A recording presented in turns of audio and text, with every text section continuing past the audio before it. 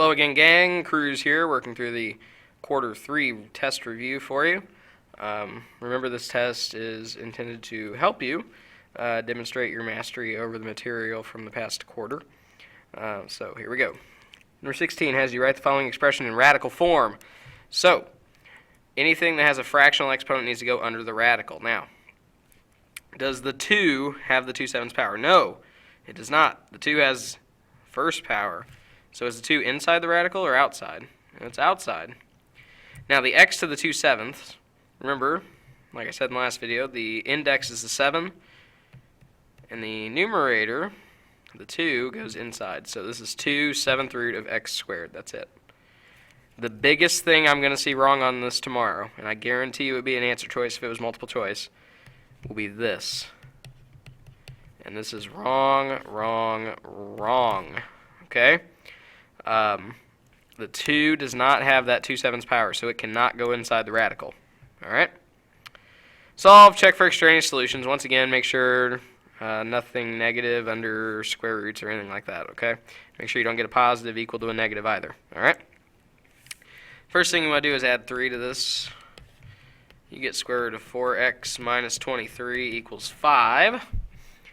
In order to get rid of the square root, you have to square both sides. So 4x minus 23 equals 5 squared, which is 25. All we did was square both sides. All right. Add 23. You get 4x equals 48, which means x equals 12. Now, quick check here. Back into the original. 4 times 12 is 48, minus 23. That'd be 25. Square root of 25 is 5. Does 5 minus 3 equal 2? Yes, it does. So x equals 12 is the answer. 3 times x plus 3 to the 3/4 equals 81. Well, before I can do anything with the 3/4 power, I need to divide everything by that 3 out front. So you get x plus 3 to the 3/4 equals, what's 81 divided by 3? 27. Okay. Now, to undo that 3/4 power, I take both sides to the 4/3 power. Okay? Because we can do that really simply. The x plus 3 ends up equaling 27 to the 4/3. Now, there's two ways you can do this. You can do the cubed root of 27 and then to the 4th power, or you can go to your handy-dandy calculator and you can punch in 27 to the 4/3 power. Anyway, you should get 81. Let me show you if you don't believe me. Just in case here. Get the virtual TI going.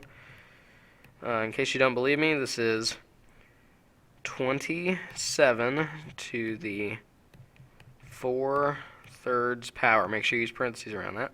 And boom, you get 81. Okay? The only question is, do I need plus or minus here? And the answer is no, because this is not an even denominator. You're taking a cubed root, not a square root or anything like that. Subtract 3, you get x equals 78. Check it. Back into the original before we divided by 3. Okay. 78 plus 3 is 81. 81 to the 3/4, you can check this. Should be the 4th root of 81 to the 3rd power, so that would be 27. And 27 times 3 is indeed 81. So yes, 78 works. This one, we have to subtract 5 on the other side. So you get square root of x plus 7 equals x minus 5. Okay. Square both sides. Now, this is where we're going to get into some interesting things. Squaring x minus 5, well, that's the same as writing x minus 5 times x minus 5, which if you do a quick foiling, so we can pause the video and foil it, you should get x squared minus 10x plus 25. Okay? Raise your hand if you don't. Hope you didn't raise your hand. Anyway, subtract x and subtract 7. You get 0 equals x squared minus 11x plus 18. Let's bring this over here. Now, factor it. What multiplies to 18 and adds to negative 11? Well, that'll be negative 9 and negative 2. So your two answers are x equals 9 and x equals 2. Now, let's try them. You can plug them back in either here or here. Basically, we have to plug it in before we squared. Okay. Let's try 9 first, just for fun. 9 plus 7 is 16. The square root of 16 is 4. So 4 should equal, what's 9 minus 5? Well, that's 4, so 9 checks out. What about 2? 2 plus 7 is 9. Square root of 9 is 3. 2 minus 5 is negative 3. Uh-oh.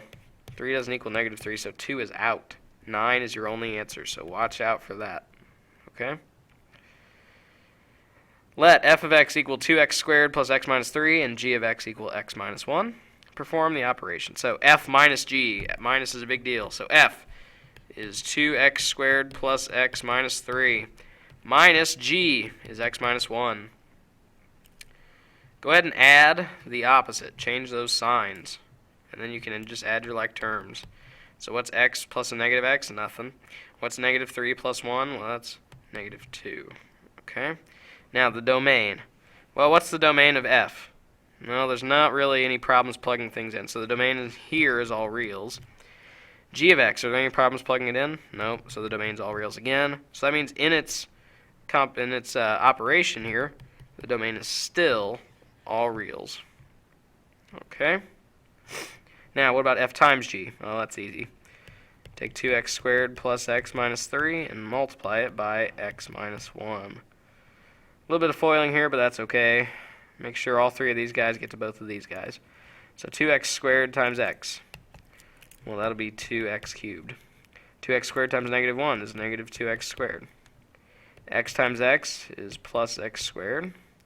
X times negative 1 is minus x. Negative 3 times x is minus 3x. And negative 3 times negative 1 is plus 3.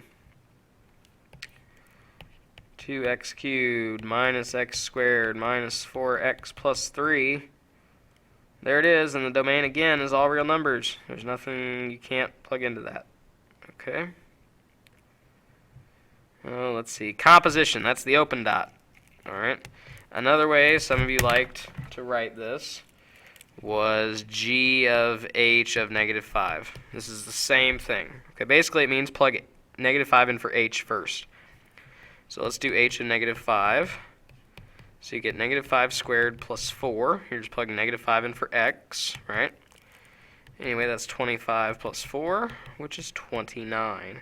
Then you have to plug that answer into g. So what's g of 29? Well, that's just 2 times 29, which happens to be 58. So 58 is your final answer, of course.